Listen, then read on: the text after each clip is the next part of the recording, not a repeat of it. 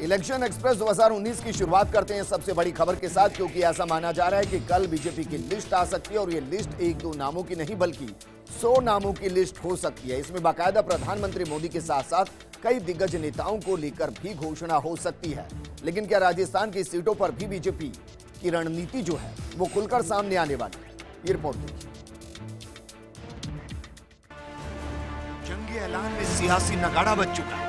सूरमाओं की तलाश में हर सियासी राजा निकल चुका है। युद्ध क्षेत्र में बयानों के बाण से विरोधियों को घायल करने की जंग तो पहले ही शुरू हो चुकी है, लेकिन अब इस रण क्षेत्र में कौन किसके खिलाफ मैदान में होगा, इसकी तैयारी की जा रही है और वो रणनीति बनाई जा रही है जहां विरोधी के गढ़ में घुसकर उसे ललकार जनता का प्यार इस अंदाज में हासिल किया जाएगा विरोधी ध्वस्त हो जाए। इस बीच खबर आ रही है कि बीजेपी कल जारी कर सकती है 100 उम्मीदवारों की लिस्ट।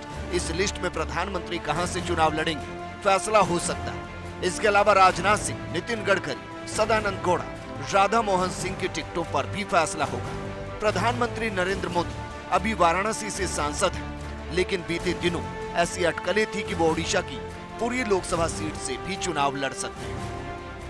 वहीं 2014 में प्रधानमंत्री ने वाराणसी के अलावा गुजरात के वडोदरा से भी चुनाव लड़ा था और दोनों सीटों पर जीत दर्ज की थी। हालांकि बाद में उन्होंने वडोदरा सीट को छोड़ दिया था। इसके अलावा 11 अप्रैल को लोकसभा चुनाव के पहले चरण में कुल 91 सीटों पर चुनाव होना है, जिसके लिए बीजेपी उम्मीदवारों का ऐलान होना बाकी है।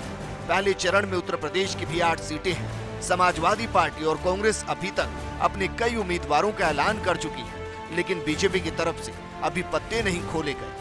वहीं इस बार का सियासी रण सिर्फ उम्मीदवारों के दम पर ही नहीं लड़ा जा रहा, बल्कि कई कयासों और धोखों के अंदेशों के बीच कानूनी तौर पर सतर्कता के दम पर भी लड़ा जा रहा है। 2019 लोकसभा चुनाव को लेकर राजनीतिक दलों में जंग जारी। पार्टियों की जंग देश की सर्वोच्च अदालत में भी पहुंच गई है। विपक्षी पार्टियों की याचिका पर सुप्रीम कोर्ट ने चुनाव आयोग को नोटिस जारी किया है। विपक्षी पार्टियों की अपील है कि इस बार चुनाव में 50% ईवीएम वीवीपैट के मतों की गिनती का मिलान होना चाहिए। यानी विपक्षी पार्टियों को डर है कि बीजेपी मतगणना में गड़बड़ी कर सकती है, इसीलिए 50% ईवीएम और वीवीपैट का मिलान किए जाने की कोशिश की जा रही है। तो क्या चुनाव आयोग और मतदान प्रणाली पर विपक्षियों का विश्वास खत्म हो गया है और लगता है कि सत्ता में बैठी पार्टी साम दाम दंड भेद की नीति के साथ काम कर रही है? बहरहाल जनता का फैसला हर कयासों से परे है और वो किसको अपना सरताज चुनती है, देखते जाए।